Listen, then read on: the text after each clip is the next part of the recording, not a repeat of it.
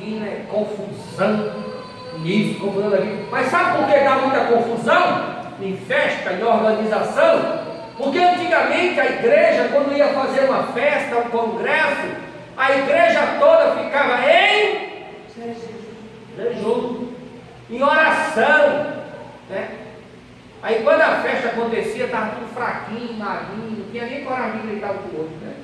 Tudo em comunhão, tudo no óleo.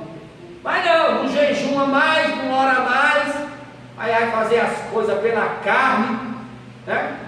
Um dia eu cheguei numa cantina, estava uma irmã com uma panela de pressão na mão, saculejando e dizendo: daqui para o culto começar, eu derramo essa panela na sua cabeça, com a outra. Eu saí assim, eu vou mostrar para vocês como eu saí.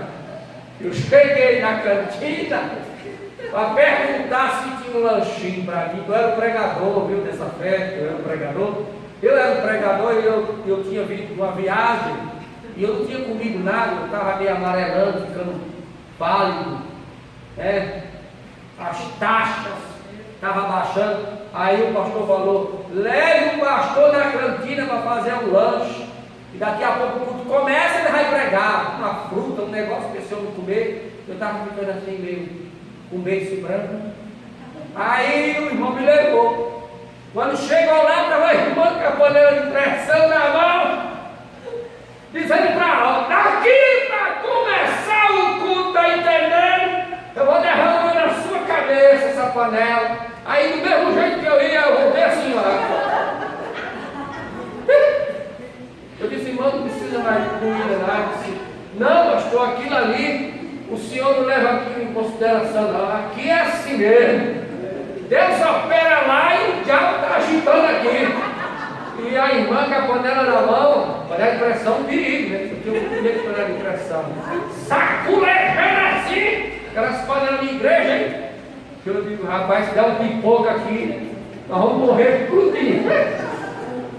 Bastidores de festa, viu? Agonia, a mulher suada, essa grossura, a cozinha pegando fogo. Eu desisti de comer qualquer coisa. Desisti. Misericórdia, povo não jejuma mais não. Eu gostava muito de ir em convenção. E lá na Cruz Calugado, época do pastor Zé Leôncio, a gente passava semanas no estudo bíblico, né? E a gente tomava café naqueles bandejão. Vocês sabem o que eu estou falando ali? Quando dava 5 horas da manhã, a gente acordava, né? E o estudo bíblico começava às 7 horas. Tomava banho, gravava, paletó, caralho! Se arrumava todinho, tal. E chegava na hora para comer, né? E eu era jovem, né? E eu tinha muita fome. Muita fome, jovem tem uma fome. Olha, jovem quando começa a comer dentro de casa, a geladeira sofre. Chega aquele negócio da geladeira, o parafuso solta. O jovem come, né? O jovem come. Você traz um saco de pão quando olha, está só lá. Jovem come. Quem tem jovem dentro de casa come muito e come mesmo. Na presença do pai, talvez faça uma média, tal, deixa eu sair para depois eu chego lá. Quando dá meia-noite, 1h da manhã, você vai lá, mas só está o rastro e o pó voando, né? Jovem come, amigo, jovem come, viu? Jovem come. E se você comprar esse negócio carinho no mercado, está de iogurte não sei o que, né? Tá, não sei o que. Você comprar isso aí, meu amigo, bota dinheiro no bolso, viu? Esse negócio natural, esse negócio, né? De dieta, de light, night, que deixa a pessoa fazendo regime, a sacola vem 3 ingredientes dentro. Quando for, 110. Papai dá conta não, viu? Papai dá conta não, meu amigo. Lá em casa, quando a gente ia almoçar, a mãe abriu uma jaca. Eu nunca entendi aquilo. Eu digo: de almoçar, mãe, comer jaca, coma. E jaca é um negócio, jaca é um negócio miserável. Você come de manhã, roda 3 dias. Não é? Já comeu jaca? Jaca é bom. Quando não era jaca dura, era jaca mole. Ela abria assim, tirava aquele gomo de dentro. a gente avançava. Quando era com 1 hora depois, ela dizia: o almoço, a gente quase não queria. Tudo empanzinado de jaca. Comia jaca e bebia água. Comia jaca e bebia água. Tudo empanzinado. Quer não, mãe, quer comer não. Graças a Deus, assim vem. Era tudo adolescente, tudo jovem. Jovem come. Às vezes você compra um negocinho, né? Um negocinho. Leve o jovem para esse lugar onde o camarada. Olha, o cardápio está aqui. Aí bota o cardápio em cima da mesa. Aí você olha assim, tem um purê de batata com uma folha de coentro em cima, uma pimenta enfinada. E lá ali custa R$180. Leva jovem para esse lugar para tu ver se tu. Quando tu olhar assim por lá, pode pedir para lavar o prato, porque ele chega para ganhando. Jovem tem que levar ele, esse sanduíche da vida. Tem um sanduíche da vida aí, um tal de bomba, X-bomba. O povo chama de podrão, né? Cada raspa a chapa assim, cheque. Todo o resto de queijo, de presunto, de ovo, que foi feito naquela noite, ele bota no dela. E o pai está lá, fica aí, minha filha, na mesa, capricha. Aí o bicho fica desse tamanho, ó. Leva lá, bota o refrigerante daquele do bom, não, você dá conta não. Aquele paraguaiano que tem uns refri, que nem todo tem na capa dele. Refrigerante, uns baré, você bota lá em cima da mesa. Aí o jovem começa a comer. Eu tenho certeza que jovem comendo, ele ainda repete o X-bomba. Repete. Tem uma pizzaria aqui, uma tal de uma pizzaria ali. Eu não sei chamar isso não. Não sei para que esses nomes. Essa pizzaria aí, olha. Se você comprar para dentro de casa, se você tiver uns 3 jovens, mas pode preparar que é o meio de salário. Porque é caro. Então, eu comia muito quando eu era jovem. Comia muito. Eu acordei com uma escola bíblica. Eu nunca sofri uma vergonha naquela minha vida. Eu estava numa fila assim de umas 100 pessoas. Aí a irmã que me atendeu, ela era dessa pessoa assim, né? As irmãs de cantina. É porque ela fica experimentando, né? Cozinhando, experimentando, mas desse tamanho assim, ó. Ela estava com uma coxa na mão. E olha como é que ela coloca os negócios. Escute bem. Eu com a bandeja aqui, né? Aí eu passei, ela estava no cuscuz. Eu passei cuscuz, né? Aí ela botou a fatia de cuscuz. Ela botava assim na bandeja. Segurei quase até derrama a bandeja. Aí quando chegou na carne, ela fez assim. Aí eu botei a bandeja para eu falei para ela assim, ela botou um pedaço do carro. Segurei a bandeja, falei para ela assim, a senhora pode colocar outro pedaço? Tá pensando o quê? Filho de gente que tem para comer, menino, tá morrendo de fome, vai jejuar! Irmão, sai! Tinha um negócio lá que eu pegar que eu peguei logo. Fiquei cego assim, sem saber qual era a dessa. Jovem, morrendo de fome. Eu, na escola bíblica de Obreiro. Oi, irmã, eu olhei para ela assim. Jesus me chamasse para a glória. Ela fez um escândalo e quase me acaba, né?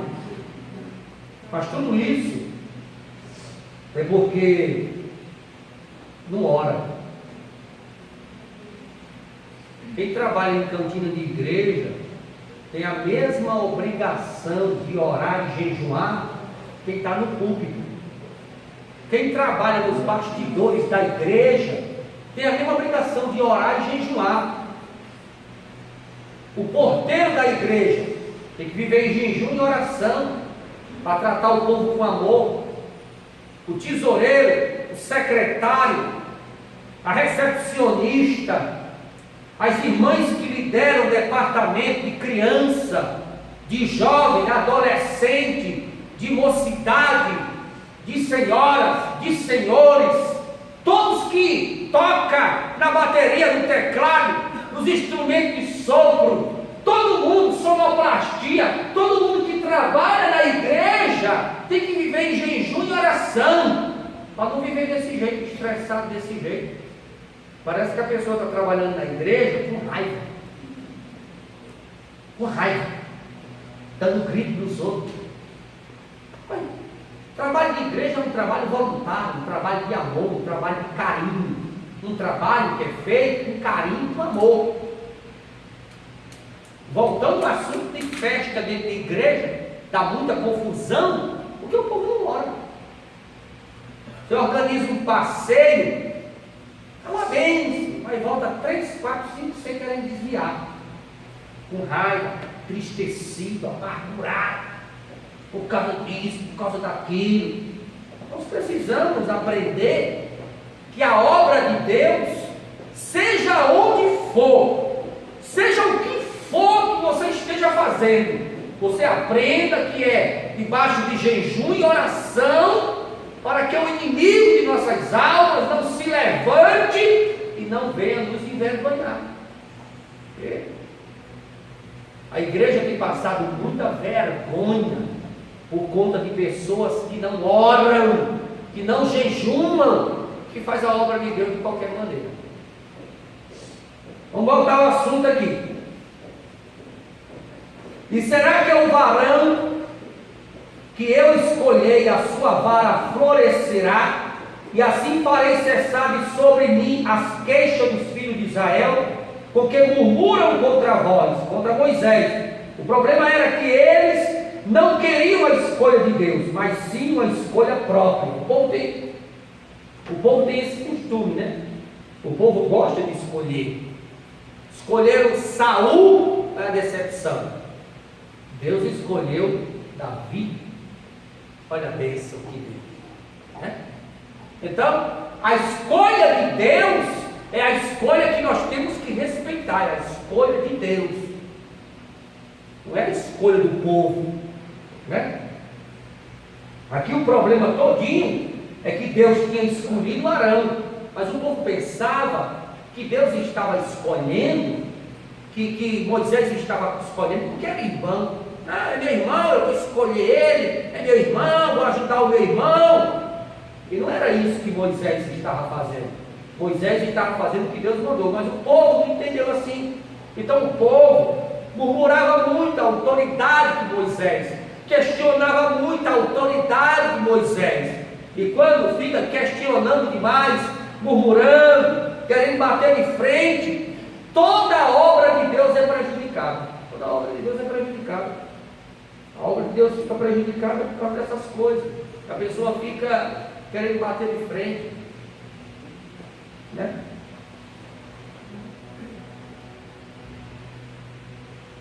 E Moisés falou com os filhos de Israel e todos os seus príncipes, e dera a cada um uma vara, para cada príncipe segundo as casas de seus pais uma vara, ao todo 12 varas, e a vara de Arão estava entre a deles 13. E Moisés pôs estas varas diante do Senhor no tabernáculo do testemunho, para Deus fazer a verificação. E aconteceu que no dia seguinte veio Moisés ao tabernáculo do testemunho, e eis que a vara de Arão da casa do Levi tinha brotado, produzido flores, e brotara renovos, e produzira amêndoas. Não representava a grandeza de Arão, e sim daquele a quem Arão era um tipo. O Senhor Jesus Cristo simbolizava a sua morte. Daí a madeira morta com que começa a sua ressurreição. A vara, todas as varas que foram levadas eram varas secas e mortas. Varas secas e mortas.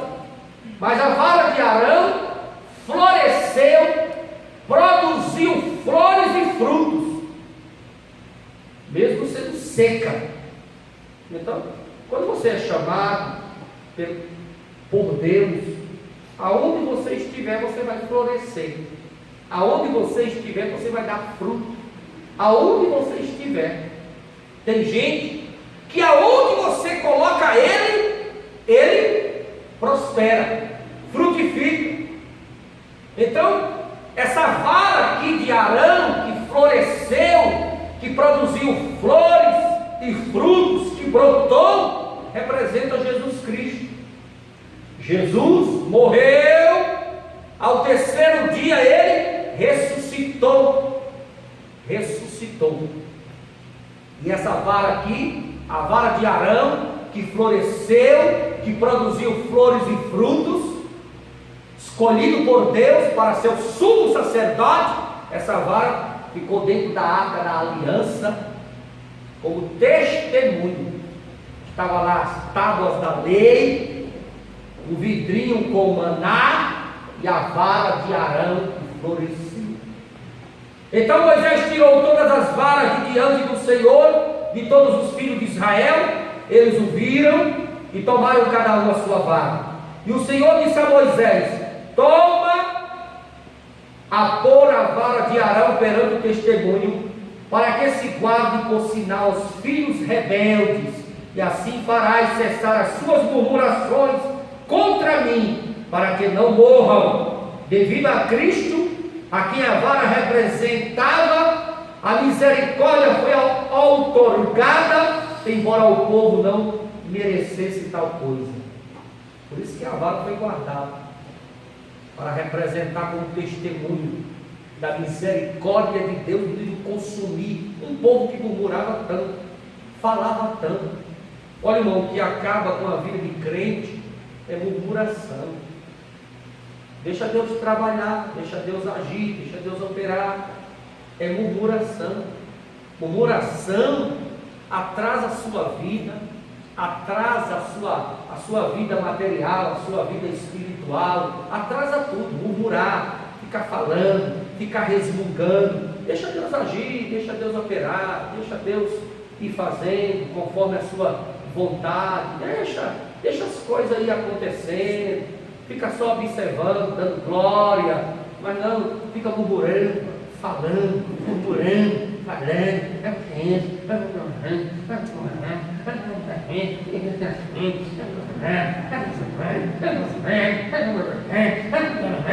e fala, prejudica a sua vida, prejudica a sua caminhada, prejudica o seu ministério, prejudica tudo, e você não ganha nada com isso. Cada dia mais vai afundando na lama. Fica calado. Deixa. Deus vai. A vontade de Deus está sendo feita na obra dele. As pessoas gostam muito de falar. E o falar prejudica muito a nossa vida. Prejudica demais.